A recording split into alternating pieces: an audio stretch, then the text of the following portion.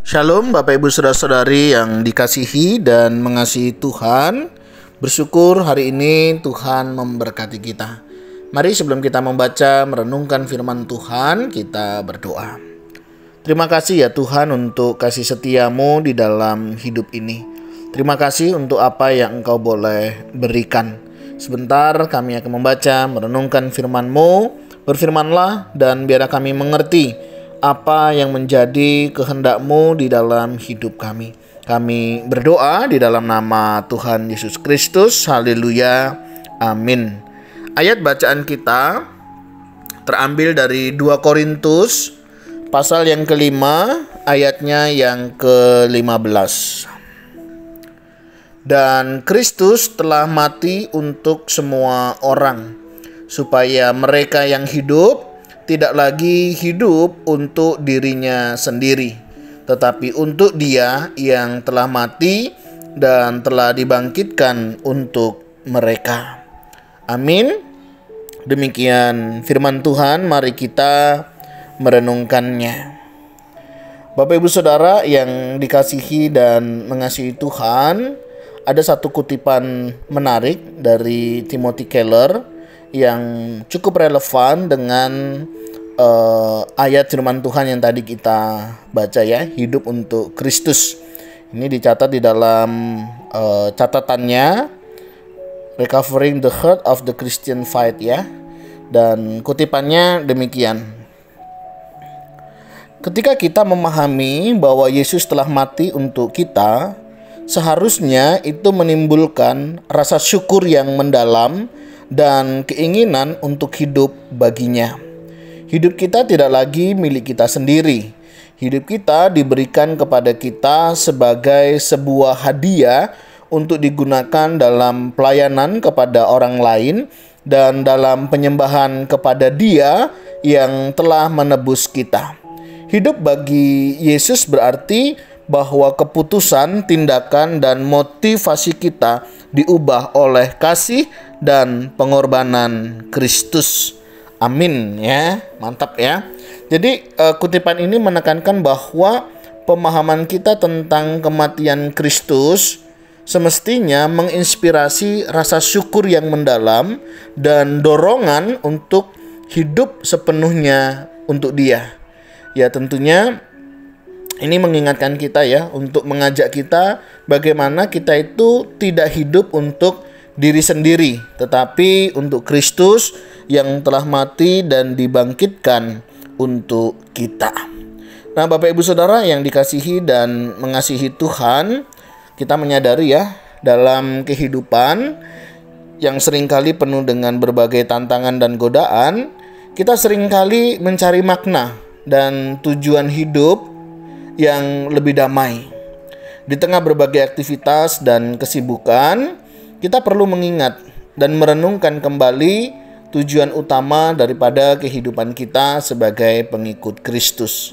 Nah, di dalam 2 Korintus 5 ayat 15 ini memang memberikan panduan yang jelas mengenai tujuan tersebut. Bagaimana firman Tuhan ini mengingatkan kita tentang peran dan tanggung jawab kita di dalam dunia ini. Bagaimana Dia sudah mati ya dan telah bangkit untuk kita. Bagaimana mestinya kita? Yaitu supaya mereka yang hidup tidak lagi hidup untuk dirinya sendiri, tetapi untuk Dia. Jadi hidup kita itu bukan berbicara tentang diri kita, tapi hidup kita itu berbicara tentang Dia. Nah, ada satu kisah yang menarik ya. Di dalam kisah diceritakan misalnya, bayangkan ya, seorang pelukis yang berbakat yang telah menyelesaikan sebuah lukisan besar. Pelukis ini kemudian memutuskan untuk memberikan lukisan tersebut kepada seorang kolektor seni sebagai hadiah. Kolektor tersebut sangat menghargai hadiah itu dan berjanji untuk tidak hanya menyimpannya di tempat yang aman, tetapi juga untuk memamerkannya agar semua orang dapat melihat dan mengaguminya. Lukisan itu tidak lagi hanya milik pelukis atau kolektor, tetapi menjadi bagian dari koleksi yang menunjukkan karya indah dan bakat pelukis. Mestinya begitu jugalah dengan kehidupan kita. Kristus telah memberikan hidupnya untuk kita, dan sekarang kita adalah karya yang diperlihatkan kepada dunia. Kehidupan kita seharusnya mencerminkan keindahan, kasih, dan kebenaran Kristus sebagai bagian dari karyanya yang lebih besar di dunia ini. Kalau kita melihat di dalam 2 Korintus 5 ayat 15, ini menggarisbawahi bagaimana konsep bahwa kematian Kristus bukan hanya untuk menebus dosa kita, tetapi juga untuk mengubah cara kita hidup. Kematian dan kebangkitan Kristus harus mengubah orientasi hidup kita dari hidup untuk diri sendiri menjadi hidup bagi Kristus, yang berarti kita dipanggil untuk hidup dengan tujuan yang lebih besar daripada sekedar memenuhi keinginan pribadi kita. Sebagai pengikut Kristus, hidup kita harus mencerminkan kasih dan misinya di dunia ini, ya. Seperti lukisan tadi sudah diciptakan, dibuat begitu ya, diperlihatkan, dan orang bisa melihat bagaimana luar biasanya karya itu. Nah, bagaimana yang kita bisa terapkan di dalam hidup kita? Nah, yang pertama, kita bisa memulai dengan mengevaluasi tujuan hidup kita. Pertanyaan pertama yang harus kita tanyakan pada diri sendiri adalah, apakah tujuan hidupku sudah sepenuhnya berpusat kepada Kristus? Sudahkah tujuan hidup kita tuh hari ini berpusat pada Kristus ketika kita bekerja, ya, membangun rumah tangga, membangun sebuah relasi dalam aktivitas kita? Sudahkah kita itu berpusat pada Kristus? Mari kita luangkan waktu untuk mengevaluasi apakah keputusan dan tindakan sehari-hari kita mencerminkan komitmen kita untuk hidup bagi Kristus. Ya, kita boleh ambil sejenak waktu hari ini, beberapa keputusan yang akan kita ambil, yang akan kita lakukan. Sudahkah kita itu mengarahkan hidup kita bagi Kristus? Yang kedua, kita nyatakan di dalam tindakan kasih. Apa bentuk nyata dari hidup bagi Kristus dalam kehidupan sehari-hari?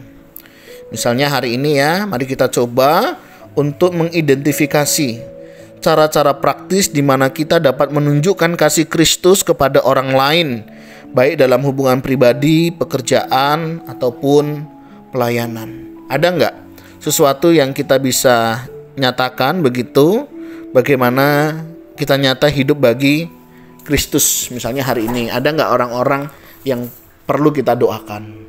Ada nggak orang-orang yang perlu mendapatkan perhatian dari kita? Ada nggak orang-orang yang perlu mendapatkan dukungan dari kita?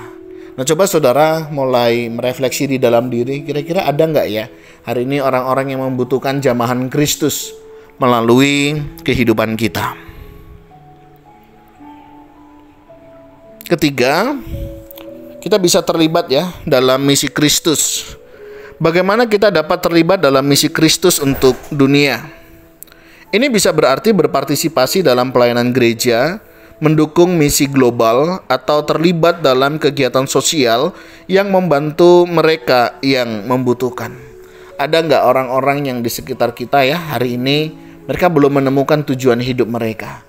Mereka nggak ngerti ke depan mau bagaimana, apa yang akan terjadi mereka belum tahu. Nah, saudara, ini menjadi bagian kita. Ya, Kristus sudah mati bagi kita, sudahkah kita hidup bagi Dia? Nah, ini boleh menjadi satu bahan diskusi, bahan sharing ya. Kita bisa berbagi ya di tengah obrolan sarapan pagi, di tengah obrolan makan siang ya, di tengah-tengah aktivitas kita bisa terlibat nih dalam misi Kristus ya. Bisa juga kita mendukung satu pekerjaan pelayanan misi, berdoa ya. Saya memulai untuk sharing doa pagi, siang, malam. Ada satu pokok doanya, ada satu ayat firman Tuhannya yang mendukung ya. Saya judul gerakan doa 3 menit ya. Bapak Ibu Saudara sudah bisa memulainya ya. Dan nanti saya akan masukkan coba di dalam deskripsi ya di bagian ini, supaya Bapak Ibu juga Saudara bisa terlibat di dalam pekerjaan pelayanan doa.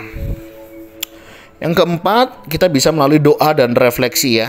Akhiri dengan doa memohon bimbingan Tuhan untuk kita dapat menjalani hidup yang sepenuhnya didedikasikan kepadanya.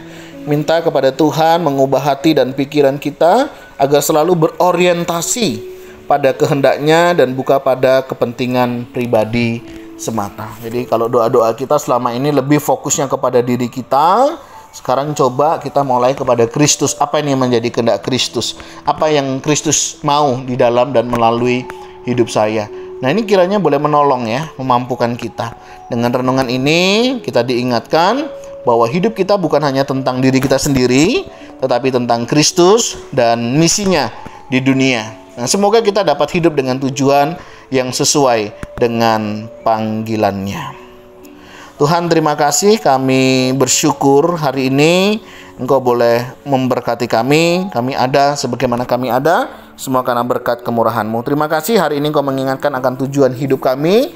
Biarlah kami hidup sesuai dengan tujuan di mana Engkau menciptakan kami, untuk kami memuliakan Engkau dan senantiasa hidup mengasihi dan hidup dalam Engkau. Terima kasih ya Tuhan. Ajar kami untuk beberapa langkah praktis yang kami akan lakukan hari ini, baik mengevaluasi tujuan hidup, tindakan kasih kami sebagai wujud nyata kami kepada Engkau melalui orang-orang di sekitar kami. Kami juga boleh terlibat dalam satu pekerjaan misi dan juga berdoa di dalam hidup untuk senantiasa di dalam pimpinan Tuhan. Terima kasih ya Tuhan untuk kasih setia-Mu. Berkati setiap kami hari ini dalam aktivitas, dalam pekerjaan, dalam kehidupan hari lepas hari. Jika ada yang lemah tubuh, yang sakit, Tuhan jamah, pulihkan, sembuhkan, dan biarlah Tuhan yang memulihkannya. Terima kasih ya Tuhan, ini doa seru kami yang kami naikkan, kami mohonkan di dalam nama Tuhan Yesus Kristus. Haleluya. Amin. Bapak Ibu Saudara, demikianlah renungan kita hari ini. Kiranya Tuhan Yesus memberkati kita sekalian. Shalom.